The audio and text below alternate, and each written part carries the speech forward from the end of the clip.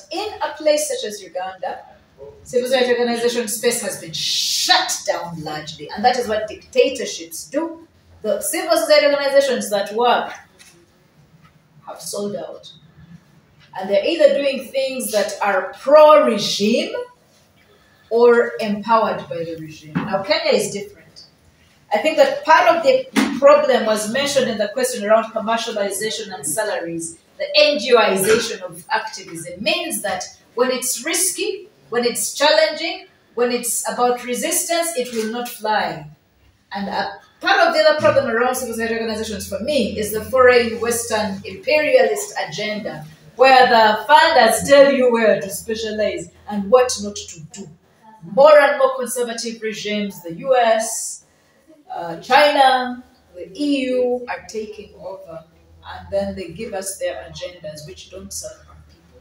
So activism must continue within civil society organizations because they have money, they are fueled, but we must be aware that we need to create alternative streams of organizing and activism, right? I think that for me, I'm always hopeful. I think that when the civil society organizations sell out, we shall know.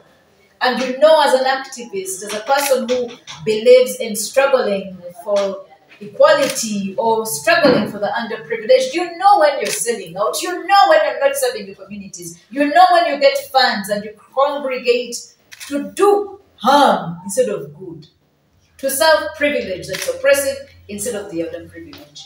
When that time opens, when that time comes, organize parallel structures, not civil society organizing. Am I speaking to you? Yes. We don't just have to go the civil society organization route. There are CBOs.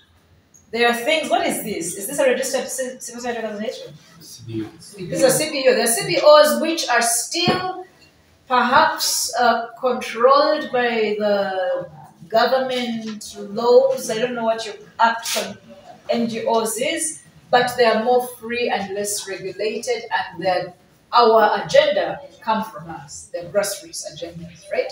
The other place for me I find is interesting in Kenya are your social justice centers and your grassroots movements, which are informal. The way that I organize is without an NGO, because if I was belonging to any NGO, it would be shut down. Without a bank account, and so things like M-Pesa are very useful to me. I get an M-Pesa in a driver's name, and the money is taken to him. So I'm a guerrilla fundraiser. I don't fundraise the usual way because, again, that money will be criminalized.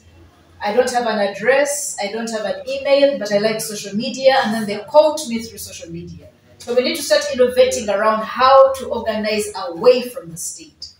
And for me, I call it being a guerrilla because it's really warfare. Our organizing becomes a war for the masses, a war for the forgotten. That is the sort of activism that my heart beats for. And that activism is dissident. I protest and protest and protest. We don't organize the same way.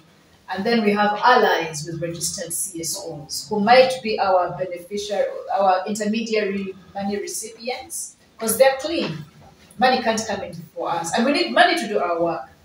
Also, as an activist, I always take money because there's no dirty money. But don't laugh. People have said she takes money from... Because I do. There are people who say, I work in the regime. I understand your cause for pads for girls because I have children. You don't menstruate depending on your opposition women menstruate and regime women don't menstruate. I want to give you money for the pads, not for the protest. But I don't want to be ever known to be associated with you. We don't have money. You give it to me, I'll take it. If that is the reason why I'm compromised, I am. Because we need money for the liberation. Street protests, we need water. We need police insiders who will protect us so that they tell us when the tear gas is coming and what to do. We need hospitals that will treat our men. In Uganda, when our men protesters are arrested, they think they are manege. How do you say these things for men? How do you say, what? Makende. Makende, wanafinya makende ya our protesters. And me, I don't have makende, but the pain, okay? And we need doctors and specialists who will work with us. So how I may be a sellout is if there's an opportunity on the other side that's going to serve my people. I'm a Robin Hood. You know Robin Hood? Yes. You steal from the rich and give to the poor. I will take that money. I will take it. If that's how I'm compromised, that somebody wants to support our cause, but they're on the other side, then I'm a sellout. Because many times we are hindered because we don't have resources.